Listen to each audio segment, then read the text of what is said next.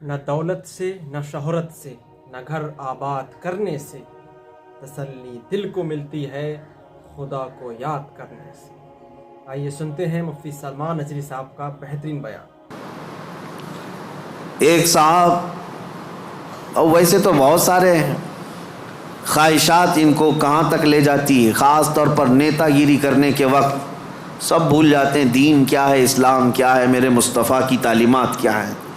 چند لوگوں کو راضی کرنے کے لیے اور ایک کرسی کی خواہش کے لیے کسی بھی مورتی کے سامنے ناریل بھی چڑھا دیں گے، ککم بھی لگا دیں گے، سب کر لیں گے، اور پھر وہ یہ سوچتے ہیں تھوڑا سا کر لینے سے کیا ہوگا۔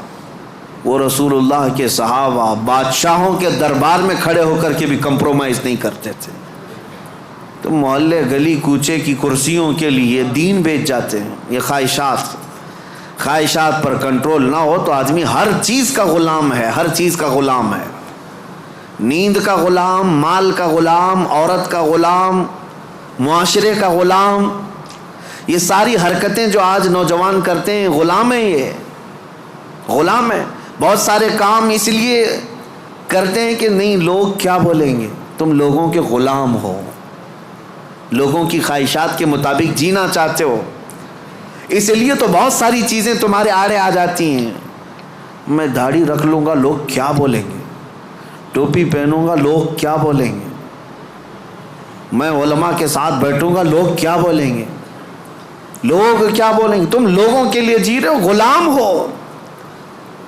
کئی ایسے ہیں جن کی غلامی کبھی ختم نہیں ہوتی، تم اللہ اس کے رسول کے لیے جیو۔ ان خواہشات سے باہر نکل آؤ، ان خواہشات سے باہر نکل آؤ۔ عزیزان گرامی وقار، ان خواہشات کو ختم کرنے کے لیے اگر کوئی سب سے پاورفل علاج ہے تو وہی میں نے کہا اللہ کا ذکر ہے۔ اللہ کا ذکر، قرآن کہتا الا بذکر اللہ تطمئن القلوب، آگاہ ہو جاؤ اللہ کے ذکر سے دلوں کو سکون ملتا ہے۔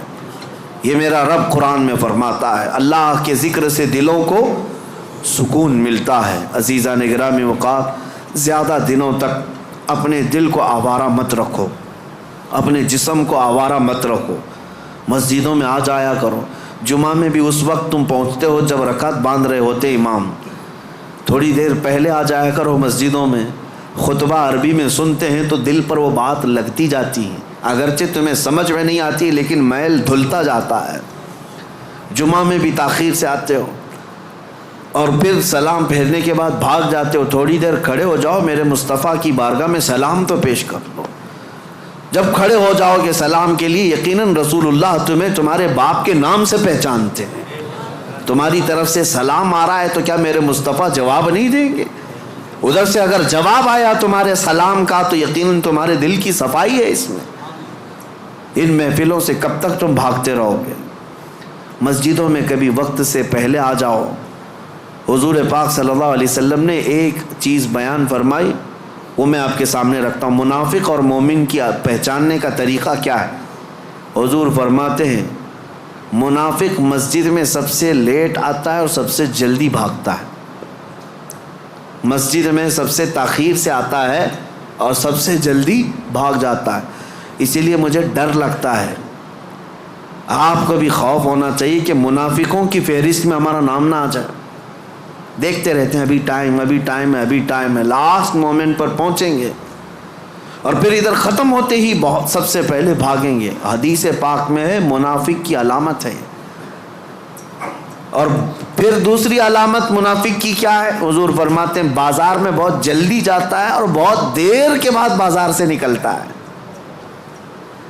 کافی دیر تک شاپنگ مال میں وقت گزارے گا، اس کا دل لگتا ہے وہاں پر، مارکیٹ میں شاپنگ مال میں گھومتا رہے گا، بہت جلدی مارکیٹ میں جائے گا اور بہت دیر سے نکلے گا۔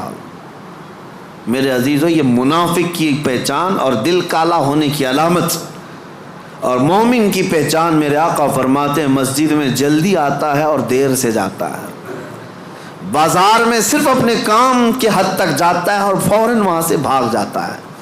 مومن کی پہچان ہے۔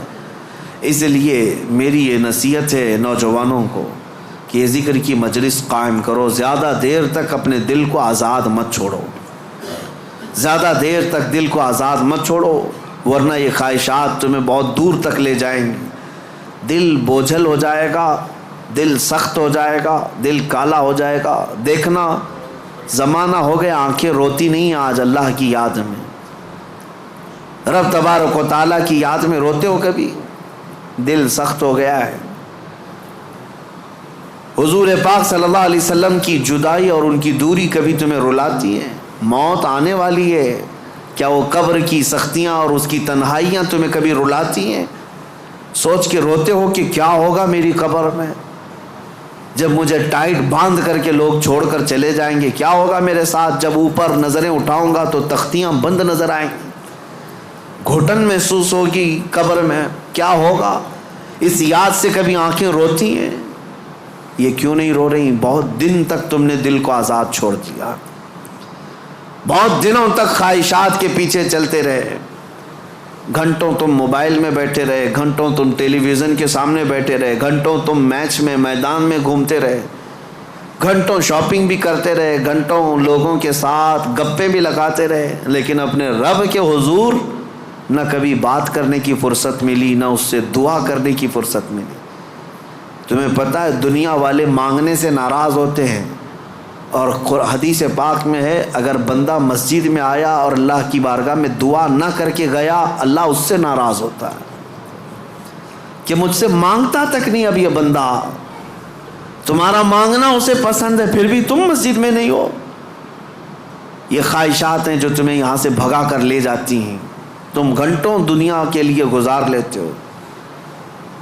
میرے عزیزوں بدل لو اس ذکر کی مجلس میں اللہ کی بارگاہ میں یہ دعا گو بھی ہوں کہ آج شاید اس سے قبل بھی یہاں پر ایک بار ذکر کی مجلس ہم سجائے تھے، بہت پہلے میں یہاں آیا تو ہوں، بیان ہوا ہے، ذکر کا مجھے یاد نہیں، اگر نہیں ہوئی تھی تو شاید یہ پہلی مجلس ہے اور اللہ اس کو ہمیشہ قائم فرمائے۔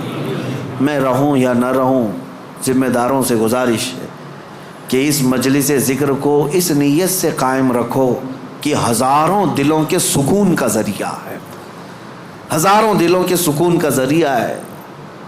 میرے عزیزوں بڑے بڑے کروڑ پتی لوگ آج آشرم جاتے ہیں، 2 دن 3 دن کی چھٹیاں لے کر اپنے پنڈتوں کے چپلوں میں بیٹھتے ہیں، وہ یہ چاہتے ہیں کہ دنیا کی ہمہ ہمی سے نکل کر کے کسی آشرم میں بیٹھے۔